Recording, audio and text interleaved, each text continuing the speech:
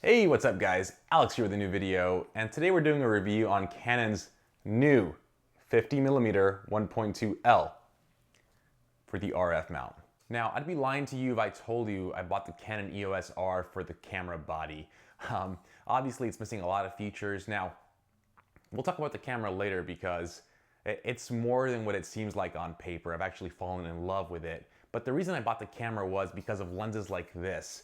So to see Canon release new L glass off the bat, and not only just kind of like your average 24 to 70 f4s, but like a Canon 50 1.2, like putting in their best foot forward in the lens department, I got super excited. So this is actually the biggest reason why I picked up the EOS R, and obviously the 28 to 70 f2 coming out and just the potential of the mount.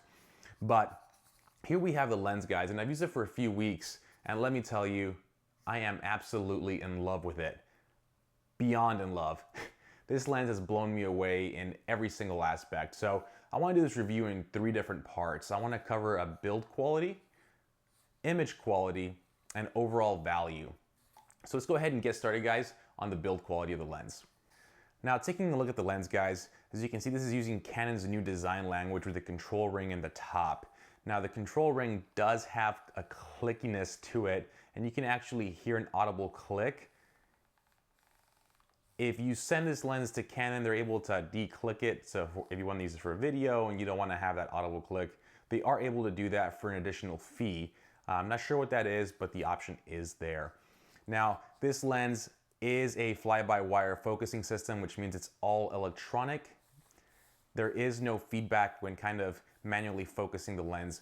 Now, there is different options and settings within the camera body where you can kind of adjust the speed it focuses and so some of the little features of it, but it is a fly-by-wire system.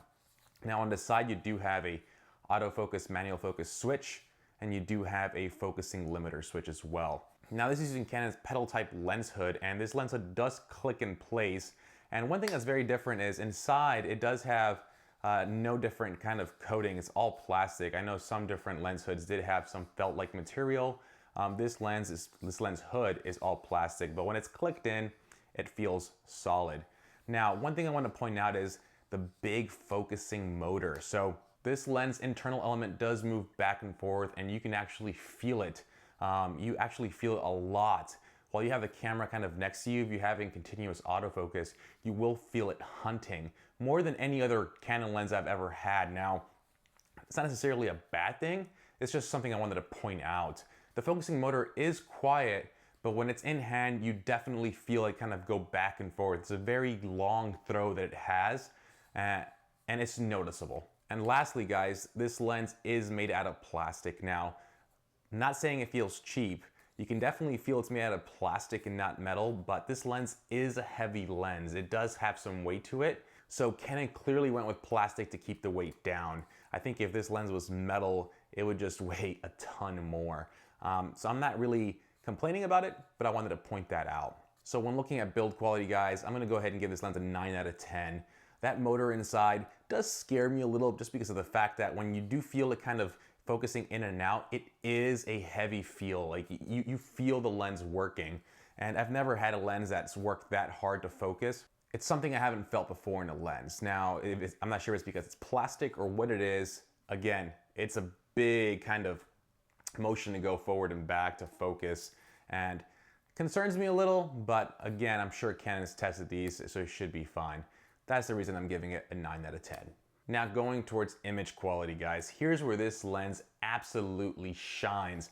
Now, I'm gonna put some examples up here as I'm talking. Now, all the examples I will show have been edited and color corrected the way I deliver the photos to my clients. I've been absolutely blown away at the sharpness of this lens.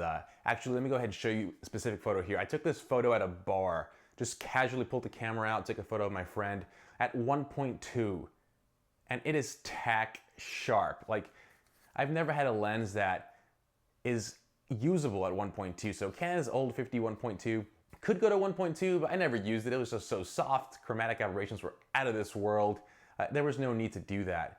With this lens, I've been blown away. It's usable at 1.2, it's sharp at 1.2, and if you do single shot with Canon's eye autofocus, it works very well. I've comfortably shot at 1.4 and gotten consistently sharp results. It is ridiculous how sharp it is. Secondly, the lens flare it has is a very nice, I want to say beautiful lens flare. It's not overpowering.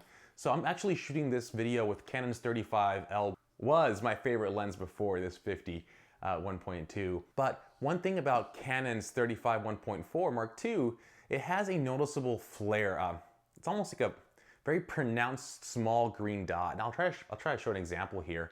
And sometimes when I'm shooting brides or I'm shooting couples, that little green dot will get in their face and I have to go to Photoshop and remove it. Not a big deal because it's not that intrusive, but it does come up a lot. With this lens, even when pointed directly at the sun, it just produces a beautiful flare. There is no pronounced green dot. It's more of a halo type effect constantly, and it's absolutely gorgeous. Now, I wish I could show you an example, but some of these photos I took here directly at the sun, I actually can't show till December 15th. It's a bride's portraits, I should say, and I don't want to kind of spoil a surprise in case they are watching my videos, but trust me when I say the flare is absolutely beautiful. So as far as image quality goes, guys, I'm going to give this lens a 10 out of 10. Again, my mind has been blown at the fact that it's usable at 1.2, at the fact that it's just sharp across kind of all the lower apertures, which is what I usually use it at. I trust it. It's reliable, it's sharp, and I think I've shot this lens at 1.4 maybe 90% of the time, and I've hit focus. So that alone is reason to buy this lens. So if you want to stop watching this video right now, buy this lens. It is sharp at 1.2, it is even sharper at 1.4, and it just continues to get sharp as it goes on. Canon has said this is the sharpest lens they've ever made, and I believe that. I've just been blown away. Moving on to the final part, guys. So value. Now this is gonna be a tough one, right? This lens does cost $2,200, so it is on the pricier end. Now I think Canon's old 50 1.2 right now is around $1,400, $1,500. You could probably get around $900 used if you want to adapt it to the EOS R. So when you think about it in that perspective, is this lens worth twice the amount of Canon's old 50 1.2, right? This lens is significantly bigger, heavier, but it's worth it. In my opinion, strongly worth it. Canon's old 50 1.2 has a beautiful character to it. It wasn't the sharpest lens. It has a nice character to it. It made images almost look dreamy, and that in its own kind of gave it its value.